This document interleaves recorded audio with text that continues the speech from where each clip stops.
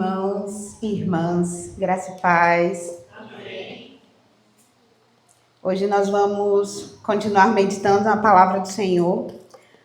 Vamos continuar no livro de Romanos, no capítulo 15. Deixa só eu me organizar aqui. Eu sabia. Pronto.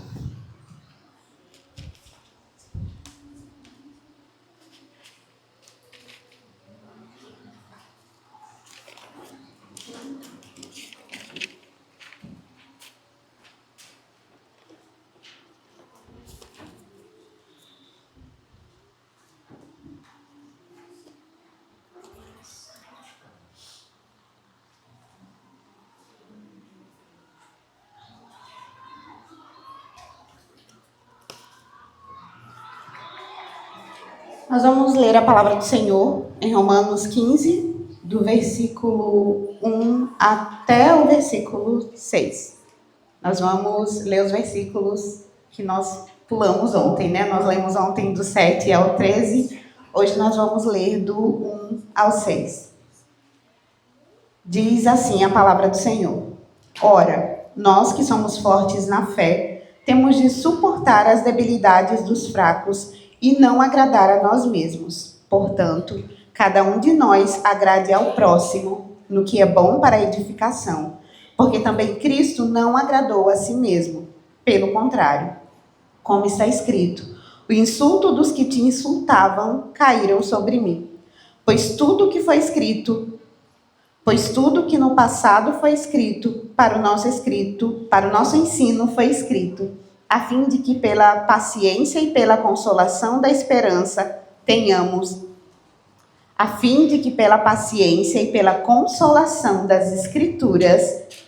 esperança. Ora, o Deus da paciência e da consolação lhes conceda o mesmo modo de pensar de uns para com os outros, segundo Cristo Jesus, para que vocês, unânimes e a uma só voz, glorifiquem o Deus e Pai de nosso Senhor Jesus Cristo.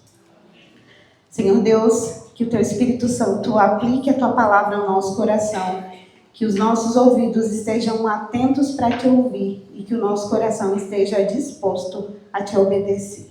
Em nome de Jesus que nós oramos. Amém.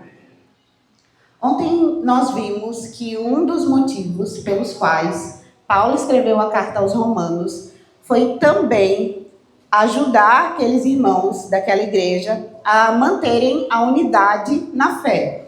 Eles estavam desunidos por questões teológicas que eles não compreendiam direito, judeus e gentios não estavam vivendo em unidade.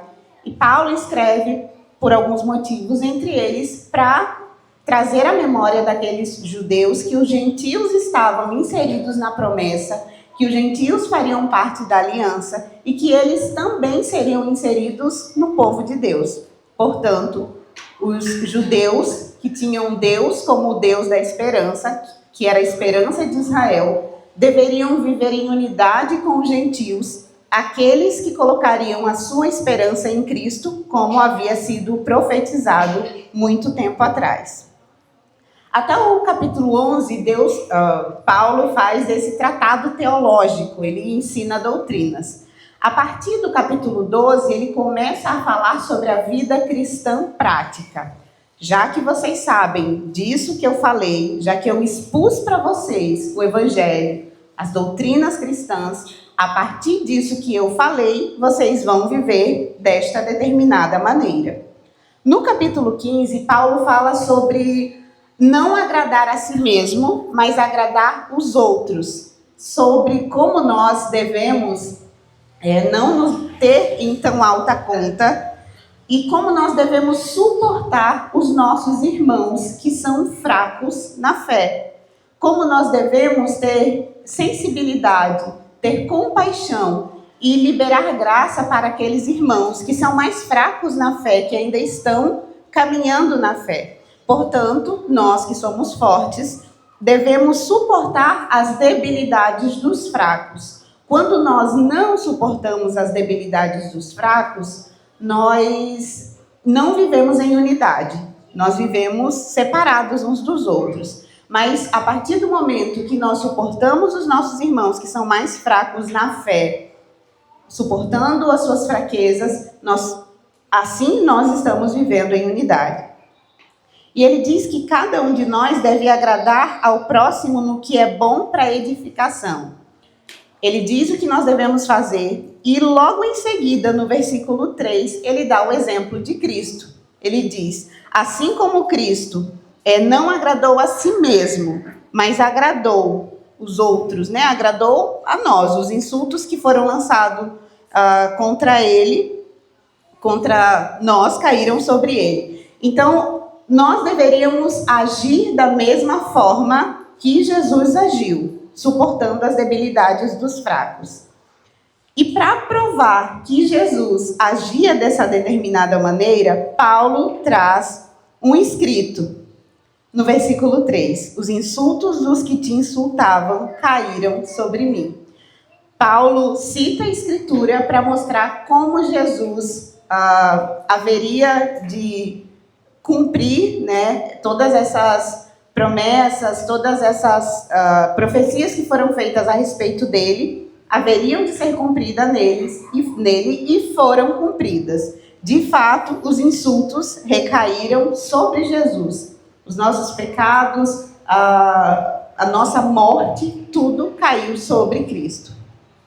E aí no versículo 4, Paulo fala que tudo que no passado foi escrito para o nosso ensino, a fim de que pela paciência e pela consolação das Escrituras tenhamos esperança. Paulo vai fazendo uma cadeia de ideias, ele vai costurando as ideias. Primeiro ele diz que nós não devemos agradar a nós mesmos, mas suportar os nossos irmãos na fé. Ele usa o exemplo de Cristo para que nós possamos nos espelhar nesse exemplo, agir como ele agiu. E terceiro, ele mostra como as escrituras já tinham falado a respeito disso, porque as escrituras foram escritas para que nós tivéssemos, no final, né, de toda essa cadeia de ideias, esperança. E é sobre essa escritura que nós vamos refletir, que nós vamos falar hoje. Nós temos um livro, nós temos uma palavra que nos foi dada por Deus, que nos foi deixada por Deus, a fim de que nós tenhamos esperança. E é sobre esse livro da esperança que nós vamos falar hoje. Eu não sei quantas vezes os irmãos já passaram por problemas, por dificuldades, por angústias, e imediatamente o Espírito Santo lembrou para vocês um versículo, uma passagem da Bíblia, uma narrativa, e vocês foram renovados de esperança. A esperança voltou ao coração de vocês, porque vocês se lembraram daquilo que havia sido dito pelo Senhor na sua palavra. E a primeira coisa que nós aprendemos aqui no versículo 4, a respeito dessa palavra que foi escrita para que nós tenhamos esperança, é que a Escritura toda é a palavra de Deus. A Escritura toda. Paulo fala que tudo que no passado foi escrito, para o nosso ensino, foi escrito. A Bíblia toda é a palavra de Deus que nos dá esperança. Lá no século XIX surgiu uma corrente teológica chamada de liberalismo teológico, teologia liberal. Uma das mentiras que eu creio como mentira, que o liberalismo teológico pregou e que ainda tem muitos requisitos nas nossas igrejas hoje, é que a Bíblia contém a palavra de Deus. Que a Bíblia não foi inspirada como nós acreditamos que ela foi inspirada por Deus. Deus quis que estivesse escrito exatamente o que está escrito aqui. Mas que foi uma inspiração como os poetas têm inspiração para escrever um poema, ou como os músicos têm inspiração para escrever uma música, para compor uma música. Assim, os escritores da Bíblia tiveram esse tipo de inspiração para escrever a Bíblia. E que a Bíblia, ela não é um conjunto de doutrinas que Deus deixou para o seu povo, mas que ela representa, que ela mostra as experiências particulares de determinadas pessoas, que determinadas pessoas tiveram com Deus, e por isso ela não deve servir como régua para todos os crentes. A Bíblia é mais um livro de moralidade, que prega o amor, as boas práticas, mas que não fala exatamente como nós devemos viver. Esse tipo de pensamento faz com que as pessoas tirem da Escritura ou aproveitem da Escritura apenas aquilo que elas querem, apenas aquilo que lhes serve para o momento.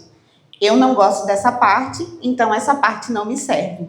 Essa parte confronta o meu pecado, confronta a minha culpa, confronta o meu jeito de viver que não agrada a Deus, então eu tiro essa parte. Já que a Escritura não é toda a palavra de Deus, mas ela contém a palavra de Deus, eu retiro essa parte e eu não fico com ela. Eu só fico com aquilo que me serve. Muitas vezes, as pessoas agem assim. Elas olham para a Bíblia e elas só pegam aquilo que elas querem. Elas só pegam aquilo que acaricia o ego delas, que faz elas se sentirem bem. Aquilo que faz elas se sentirem mal, porque às vezes a Escritura faz a gente se sentir mal com o nosso pecado. Faz nós ficarmos envergonhados, ficarmos tristes, ficarmos até irritados conosco mesmo por causa do nosso próprio pecado. Uma ira justa, uma ira santa. Então, se alguma parte da Escritura não me faz bem, não faz eu me sentir bem, ela não serve para mim. Eu descarto, não é a palavra de Deus. E o que a própria palavra de Deus nos ensina é o oposto disso. A Bíblia toda é a palavra de Deus. A Escritura inteira é a palavra de Deus. Eu não posso simplesmente retirar partes que não me agradam para que eu fique só com aquelas partes que me agradam. Pedro, quando ele escreve sua segunda carta,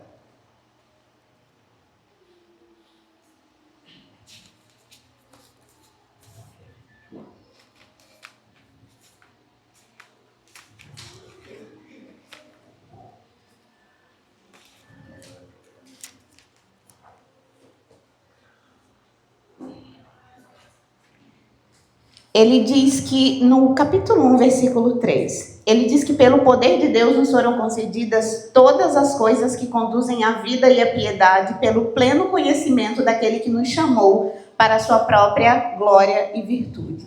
Entre todas essas coisas que Deus nos concedeu para que nós vivamos uma vida piedosa diante dele, se encontra a Escritura também. Toda a Escritura. Toda a palavra de Deus nos foi dada para que nós vivamos piedosamente diante do Senhor. Não podemos escolher aquilo que nos agrada e descartar aquilo que não nos agrada. Na segunda carta de Paulo a Timóteo, ele fala isso de uma forma muito assertiva. Capítulo 3, versículos 16 e 17. Toda a Escritura é inspirada por Deus e útil para o ensino, para a repreensão, para a correção, para a educação na justiça, a fim de que o servo de Deus seja perfeito e perfeitamente habilitado para toda boa obra. Toda a Escritura, não somente a Escritura que me agrada, não somente a Escritura que me faz eu me sentir bem comigo mesma e com os outros, toda a Escritura. Nós vivemos dias de relativismo. As pessoas têm a sua própria verdade, elas acreditam naquilo que faz sentido para elas. Cada um tem a sua verdade. Isso é verdade para mim. E se é verdade para mim, então é verdade. Ou então, isso é verdade para você, mas não é verdade para mim. É a sua verdade. A palavra de Deus é a verdade. Nós precisamos fugir desse relativismo porque a nossa fé fica sem fundamento. Quando nós não estamos firmados, fundamentados na palavra de Deus, na Bíblia, a nossa fé perde todo o seu fundamento. Nós vivemos como jogados pelo vento, jogados de um lado para o outro. Paulo fala para o próprio Timóteo que nos últimos dias as pessoas procurariam mestres que falassem aquilo que elas querem ouvir, porque a verdade ia incomodar os ouvidos das pessoas. E é isso que nós temos visto hoje. As pessoas procuram pessoas que digam exatamente aquilo que elas querem ouvir, porque a verdade da Escritura incomoda. Falar de pecado incomoda. Falar de pecado é ser fundamentalista, é não respeitar o desejo do outro, a vida do outro. Falar de pecado é quase crime hoje. Falar de pecado é quase crime. E nós precisamos nos manter fiéis às Escrituras. Fiéis à palavra do Senhor. Não importam as consequências, não importa o que possa nos acontecer, precisamos manter nossa fidelidade à palavra do Senhor, aquilo que Ele disse. Toda a Escritura é a palavra de Deus. Não podemos escolher aquilo que nos agrada, não podemos escolher aquilo que massageia o nosso ego somente. Não podemos escolher aquilo que nos faz sentir bem, mas toda a Bíblia inteira, do Antigo Testamento ao Novo Testamento. Lembrando que o Antigo Testamento foi escrito para um determinado povo, numa determinada época, que Jesus cumpriu todo o Antigo Testamento, era sombra daquilo que havia de vir, e que nós pegamos princípios para vivermos agora uma vida piedosa diante do Senhor. A palavra toda é a palavra de Deus. E nós precisamos nos curvar humildemente a ela, quando ela não nos diz aquilo que nós queremos ouvir. Quando ela fere o nosso ego, quando ela machuca o nosso ego, precisamos humildemente nos curvar a ela e obedecer ao Senhor. A segunda coisa que nós aprendemos nesse versículo 4 é que a Escritura é a principal fonte de ensino para o cristão, pois tudo que no passado foi escrito, para o nosso ensino foi escrito. Aquilo que o Senhor deixou registrado nas Sagradas Escrituras é para o nosso ensino, para que nós aprendamos quem é Deus, quem nós somos e como nós devemos viver diante do Senhor. Nós aprendemos muitas coisas em muitos lugares. Vamos para a escola, aprendemos as matérias da escola, vamos para a faculdade, aprendemos o conteúdo da faculdade, fazemos um curso, aprendemos o conteúdo daquele curso. Mas somente a Escritura nos ensina como viver uma vida santa diante de Deus. E em qualquer lugar que ensine uma coisa diferente da Escritura, nós devemos rejeitar esse ensino e ficar com aquilo que o Senhor nos ensina. A Bíblia não é um livro de história no sentido científico da coisa. A Bíblia não é um livro de biologia. A Bíblia não é um livro de tantas outras ciências. A Bíblia é o livro que nos ajuda a conhecer o Senhor, a conhecer a nós mesmos e a saber como nós devemos viver diante do Senhor. E nós precisamos estudar a Escritura. Às vezes nós ficamos tão envolvidos com os serviços da igreja, com os trabalhos da igreja, com as atividades da igreja e com todas as outras atividades da nossa vida, com todas as outras demandas, estudo, trabalho, filhos, casa, esposo, esposa, milhares de coisas. Nós temos muitas demandas e nós nos pegamos tão atarefados que nós não paramos mais para estudar a Bíblia. Nós fazemos uma leitura em um momento qualquer, uma leitura rápida, uma leitura rasa, mas nós não nos detemos diante da Escritura para estudá-la, para saboreá-la. A Bíblia, a palavra de Deus, é como um banquete. É um banquete que nos é servido. Mas às vezes nós estamos com tanta pressa que nós passamos pela mesa e nós vamos só beliscando, pegando as coisinhas rápidas, colocamos na boca e saímos para fazer outra coisa. Não nos sentamos, não fazemos um prato, não nos detemos diante daquele prato para saborear aquele prato. A vida sempre vai nos tentar fazer com que nós não nos detenhamos diante da palavra de Deus. Marta estava fazendo uma coisa muito boa. Ela estava preparando a sua casa para receber o mestre e as pessoas que estavam com ele. Ela não estava fazendo nada de errado. O que ela estava fazendo era justo. Ela só perdeu o time, ela só perdeu o momento, ela só perdeu a noção do que realmente era a coisa mais importante. Maria, ao contrário, estava ali, assentada aos pés de Jesus. Ela sabia que aquele momento não era um momento de ficar correndo para um lado e para o outro, arrumando mesa, fazendo comida, dando ordem aos empregados. Ela sabia que aquele momento era o momento de se sentar aos pés de Cristo para contemplá-lo, para ouvi-lo, para aprender com ele. Nós somos Martas. Nós temos um coração de Marta. A verdade é que nós vivemos atarefados todos os dias, de um lado para o outro. Mas o Senhor nos chamou a ser, sim, servas como Marta, mas ter um coração como o coração de Maria, que para ouvir, que se detém diante do Senhor, que ouve a Escritura. Nós comemos todos os dias você acorda, toma seu café da manhã, come seu almoço, come seu jantar, porque se você não faz isso, a sua carne, o seu corpo vai enfraquecendo.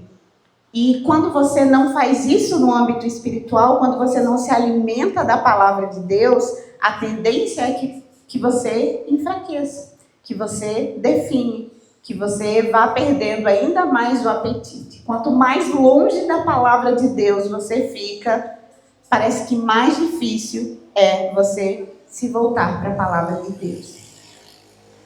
Ainda na segunda carta de Pedro,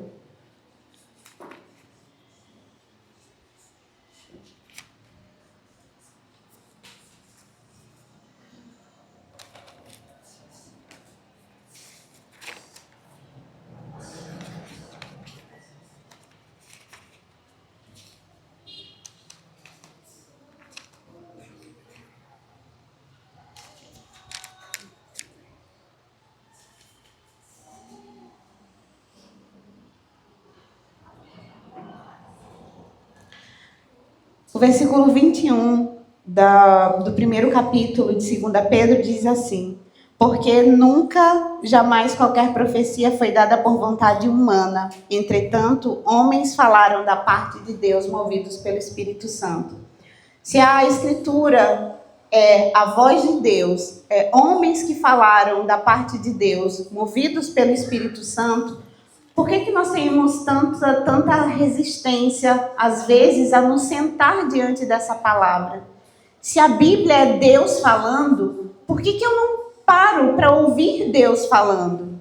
Nós costumamos dizer que queremos ouvir a voz de Deus, queremos saber a vontade de Deus, ficamos procurando em muitos lugares qual é a vontade de Deus para a minha vida, qual é a vontade de Deus para a minha vida, e Deus está falando por meio da sua palavra. A vontade de Deus para a nossa vida é que nós vivamos uma vida rendida a Ele, uma vida piedosa.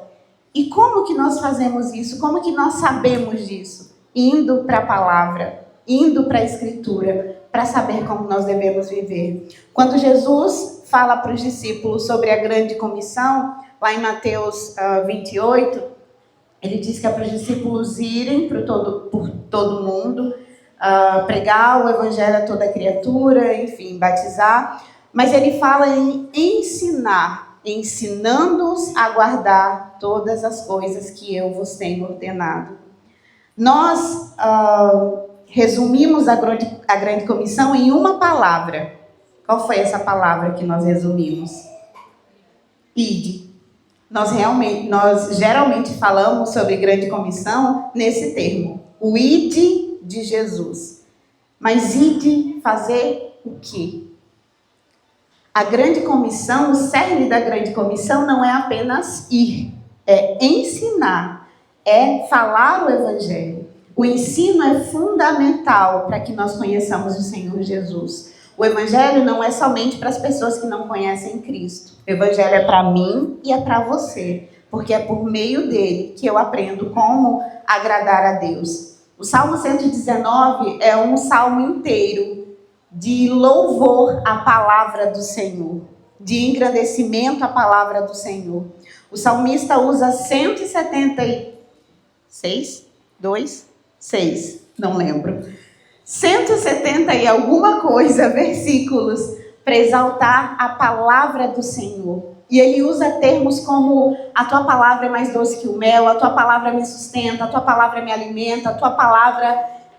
Vários termos poéticos para exaltar a palavra do Senhor. Essa palavra que nos sustenta, essa palavra que nos dá esperança. O irmão Osael, falei certo, né? Eu sempre confundo Osiel e Osael. Falou ainda há pouco, né, sobre uma questão e como facilmente nós nos esquecemos da palavra do Senhor. Como facilmente as promessas do Senhor se vão da nossa mente. E é justamente por isso que nós precisamos nos deter diante delas.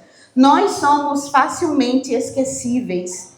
E a palavra do Senhor é tão repetitiva, ela repete tantas vezes, e isso tem um motivo. É para que nós aprendamos. Deus não repete as lições que Ele ensina por acaso. Não é porque Ele é um Deus repetitivo, é porque nós somos pessoas que se esquecem rápido daquilo que nós aprendemos. E é por isso que nós precisamos nos deter diante da palavra do Senhor.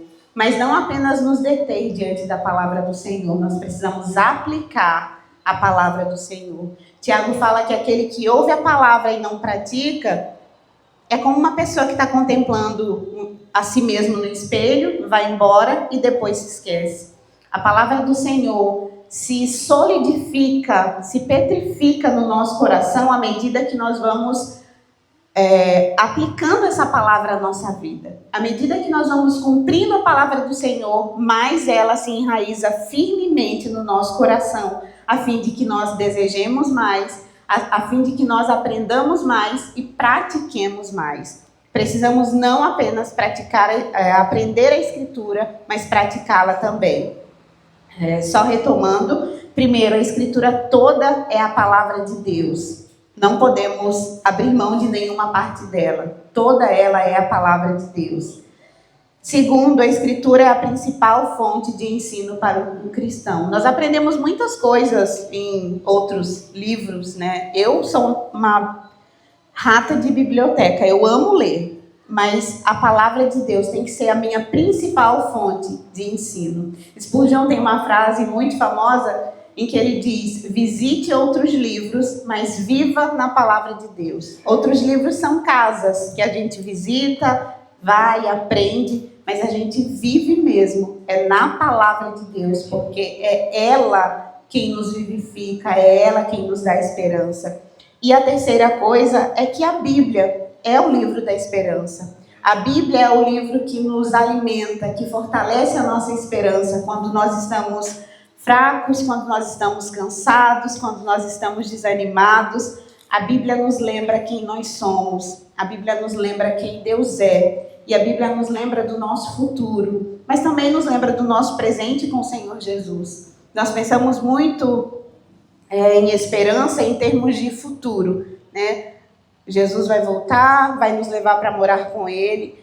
Mas a verdade é que essa esperança, ela também age no hoje, no agora. Nós temos Cristo. Cristo está em nós, Ele está no meio de nós. Ele está agindo em nós, Ele está nos transformando por meio do Seu Espírito para que nós sejamos mais parecidos com Ele. Se nós não temos a Bíblia como o nosso alimento diário, nós vamos ser levados por qualquer evento de doutrina, por qualquer dificuldade, por qualquer ansiedade. A ansiedade vai dominar o nosso coração. Ontem foi lido aqui o versículo de Lamentações 3.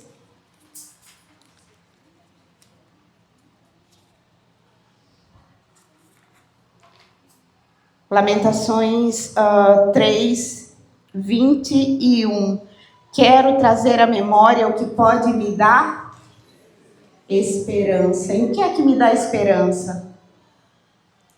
É o Senhor, é a sua palavra. Como é que eu vou poder me lembrar da palavra de Deus que me dá esperança se eu não leio essa palavra, se eu não medito nessa palavra, se eu não memorizo essa palavra, se eu não guardo essa palavra no meu coração? Como é que eu vou acessar a esperança que a palavra de Deus me dá se essa palavra não está firme no meu coração? Nós precisamos, irmãos, dar mais atenção à palavra de Deus. Nos lembrar de que é ela, é por meio dela que a nossa fé é vivificada, que a nossa esperança é cultivada. A esperança é... Vocês costumam plantar cacau aqui, né? Muitos de vocês plantam cacau. E vocês sabem como é que se faz para plantar uma semente. Você prepara a terra. Eu falando coisas para quem é especialista, mas você prepara a terra, você prepara o solo, você escolhe as melhores sementes. Você não vai plantar qualquer semente. E depois que você planta a semente, você cuida, você rega, você poda, você faz todos os processos para que aquela semente cresça e frutifique. Se você se perde em alguns desses processos, o resultado não vai ser o resultado que você esperava. A palavra de Deus é uma semente plantada no nosso coração que nós precisamos cultivar, regar, para que ela dê frutos. Nós não podemos negligenciar a palavra do Senhor de maneira nenhuma. Nada é mais importante do que o nosso relacionamento com Deus por meio da sua palavra. Todas as coisas vão passar, a palavra do Senhor vai permanecer para sempre. E é diante dela que nós precisamos nos deter. Em Salmos 94...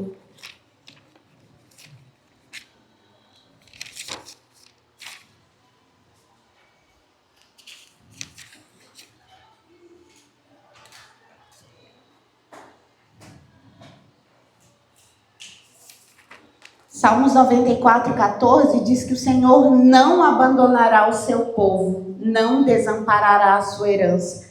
Irmãos, olha que promessa preciosa. Deus não nos abandona.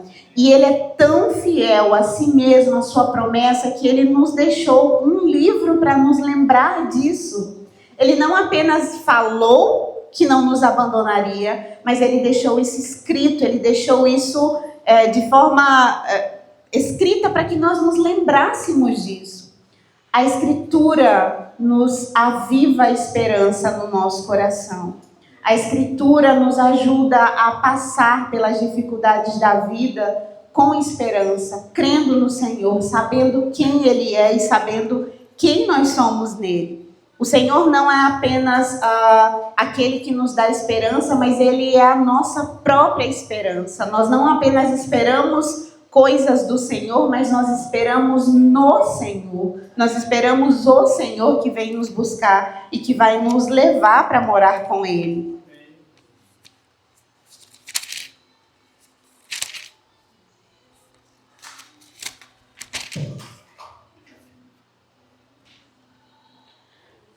No versículo 5 do Salmo 130 diz assim: aguardo o Senhor, a minha alma o aguarda, eu espero na sua palavra. É a palavra do Senhor que nos sustenta, irmãos. É a palavra do Senhor que nos mantém firmes, que nos dá esperança, que nos lembra daquilo que Ele nos prometeu. E se nós não tivermos essa palavra gravada no nosso coração, nós vamos sucumbir diante dos desafios da vida. A minha esperança, na verdade é uma esperança no sentido mundano, o meu desejo, o que eu espero é que a palavra do Senhor seja o nosso alimento diário, que nós nos deleitemos na palavra do Senhor, que nós nos deleitemos em estar com o Senhor, em aprender com o Senhor por meio da sua palavra. Não é negociável, irmãos, não é negociável. Nós fazemos tantas coisas, nós servimos em tantos ministérios na igreja e às vezes negligenciamos aquilo que é o básico, que é o mais importante. Como é que nós vamos servir ao Senhor se nós não sabemos como deveremos servi-lo? Se nós aprendemos isso por meio de sua palavra, como é que nós vamos viver uma vida que agrade a Deus, uma vida que honra ao Senhor, que glorifica o seu nome, se nós não estudamos a palavra, se nós não aprendemos da sua palavra? E é importante também o estudo da palavra em comunidade, em conjunto com outros irmãos. É muito precioso estudar a Bíblia com outros irmãos. Aqui na igreja, nos cultos de doutrina, em grupos, em casa, porque nós vamos aprendendo uns com os outros, nós vamos ensinando uns aos outros por meio da palavra. A Bíblia é o livro da esperança. É o livro que contém aquilo que nós precisamos saber a respeito de Deus, a respeito de nós mesmos e a respeito de como nós devemos viver. E por isso, nós precisamos viver sempre diante desse livro, diante dessa palavra, para que conheçamos o Senhor. Se nós não conhecemos a Deus, nós não temos esperança nenhuma. E o nosso conhecimento de Deus é aprofundado por meio da sua palavra. Essa palavra que foi escrita há muito tempo, foi escrita para nos ensinar toda ela e para que por meio dela nós tenhamos esperança. O meu desejo e a minha oração é que nós nos aprofundemos tanto na palavra de Deus, que qualquer coisa que nós passemos na vida, nós nos lembremos do que ela diz a respeito disso. Meu desejo é que a palavra de Deus esteja tão enraizada no nosso coração, que nós não nos afastemos do Senhor e não percamos a esperança que vem por meio da palavra. Amém?